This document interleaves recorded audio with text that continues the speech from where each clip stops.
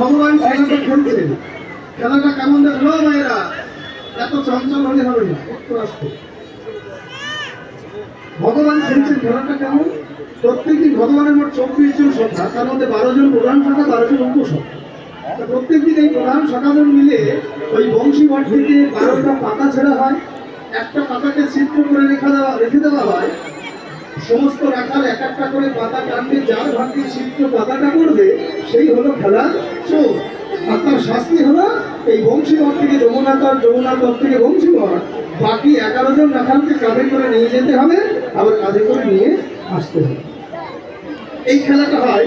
আর এই 12 জন রাখালের মধ্যে কেউ না কেউ প্রত্যেক দিন হারে, একজন কিন্তু কোনো দিন হারেনি। সেটাকে না সবার ছোট ভাই, নাম হলো তার কানাই, কোনোদিন হারেনি।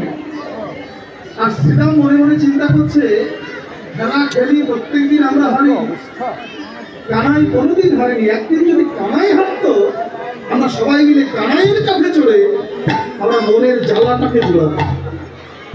সঙ্গে সঙ্গে অন্তর্যামী ভগবান অন্তরে বুঝে ফেললেন, কেননা কমায়রা ভগবান মুখের কথা শুনতে দেরি করলেও মনের কথা শুনতে দেরি করে না, তাই তো তার নাম হলো অন্তর্যামী।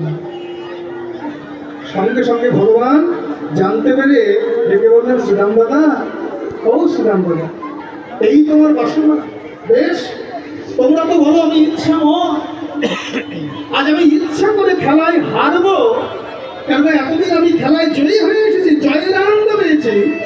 খেলায় হারার মধ্যে যে কি সুখ, সেটা তো কোনোদিন অনুধাবন করি। আজ আমি ইচ্ছা করে খেলায় হেরে দেখতে চাই যে খেলায় হারের মধ্যে কি সুখ লুকিয়ে আছে। এই যে আজকেও পাতা ছেঁড়া হলো, পাতাগুলো শ্রীরাম ধরে রাখলেন, সবাই এক একটা করে পাতা টানছেন আর আনন্দে লাভ দিয়ে উঠছে যে আমার কথা ভালো, আমার কথা ভালো। শ্রীরাম চিন্তিত হলো, ব্যাপার সবাই বলছে আমার কথা ভালো, আমার কথা ভালো, বলে ছিদ্র কথাটা গেল কার কাছে?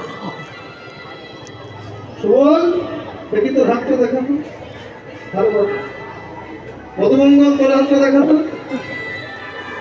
বলরাম দাদা, দেখি তোমার হাতটা দেখাতো। সেটাও এবার কিন্তু শ্রীরামের একটু করে সন্দেহ হচ্ছে, সবাই কি কানা? আর দেরি না করে তাহলে কানাইয়ের কাছে কি বলে, হ্যাঁ কানাই, কানাইয়া দেখি এবার তোর হাতটা দেখাতো। আর যেই বলেছে অমনি গোবিন্দ ওই ছিদ্র পাতাটাকে শ্রীরামের সামনে তুলে ধরেছে। আর যেই বলেছে বাকি 11 জন রাখাল আনন্দে লাভ দিয়ে বলে, কানাই চোর, কানাই চোর, কানাই চোর। চোর বলবি না, চোর কাকে বলছে? চুরিকে আমি একা করি, তোদেরকে সঙ্গে নিয়ে করি।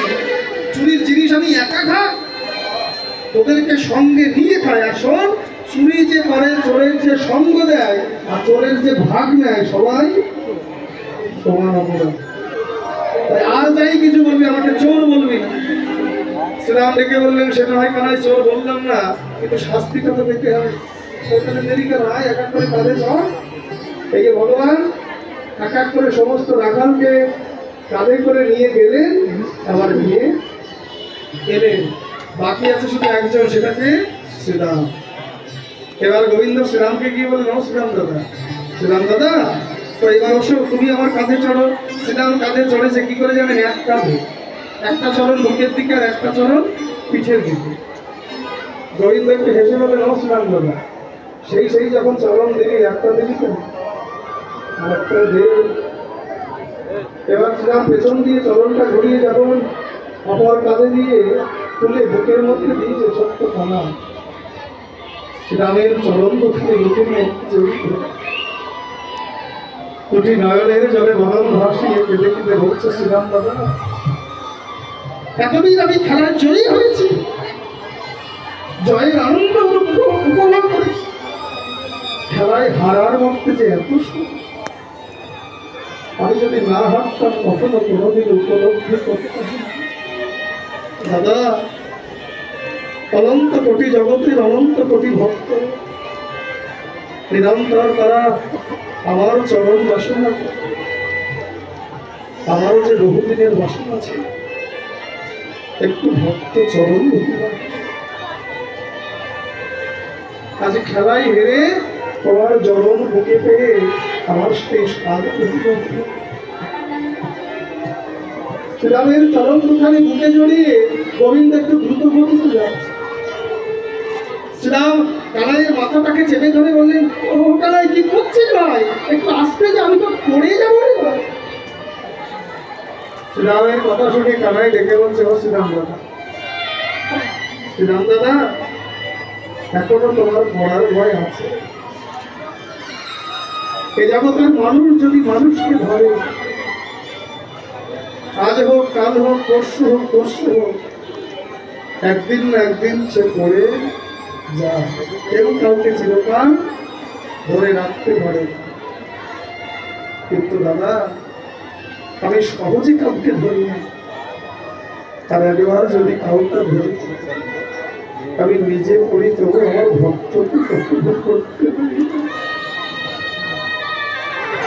আমি নিজে করি তবু আমার ভক্তকে মুক্তি দিই। শ্রীরামের চরণ মুখে নিয়ে যাচ্ছে, আর কানাইয়ের নয়নের জলে শ্রীরামের চরণ ভেসে যাচ্ছে। হঠাৎ করে শ্রীরাম চমকে উঠলেন, ব্যাপার কি? চরণে জল কোথা দিয়ে? গগন কানে জেগে দেখলেন না, আকাশে মেঘ হল, জল এলো কোথায়? তবে কি কানা কাঁধে বসেই এবার কানাইয়ের বদনটাকে উপরে তুলে দেখবেন ছোট্ট কানাইয়ের নয়নের জলে শ্রীরামের চরণ ভেসে যাচ্ছে। শ্রীরাম ডেকে বললেন, কানাই, ও কানাই, দাঁড়া দাঁড়া ভাই, নামিয়ে দে। কাঁধ থেকে নেমে বলছে, এত অভিমান তো, একটু কাঁধে উঠতে চেয়েছিলাম, তাই এত অভিমান। আমাকে কাঁধে নিয়ে তো এত কষ্ট হচ্ছে যে তুই কেঁদে ফেলেছিস। একবার যদি বলতিস, শ্রীরাম দাদা, তোমাকে কাঁধে নিয়ে আমার কষ্ট হচ্ছে, আমি জীবনে কোনোদিন তোর কাঁধে চড়তাম ভালো কাঁদা। গোবিন্দ ডেকে বললেন, শ্রীরাম দাদা, এ জগতের সব অশ্রু কষ্টের নয়, কিছু কিছু অশ্রু আনন্দের হয়। তুমি যে অশ্রু দেখছো, এটা কষ্টের নয়, বেদনা নয়, এটা আনন্দের। তোমার মতো ভক্তির চরণমুখী নিয়ে যে সুখ,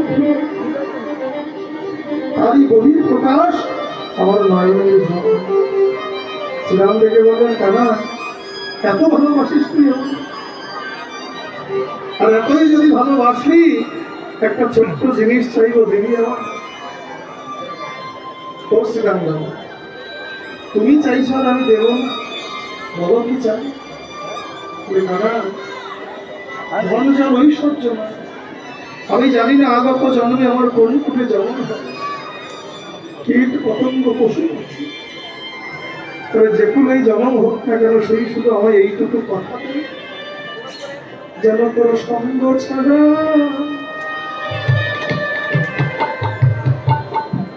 করিস ভাই কানাই রে।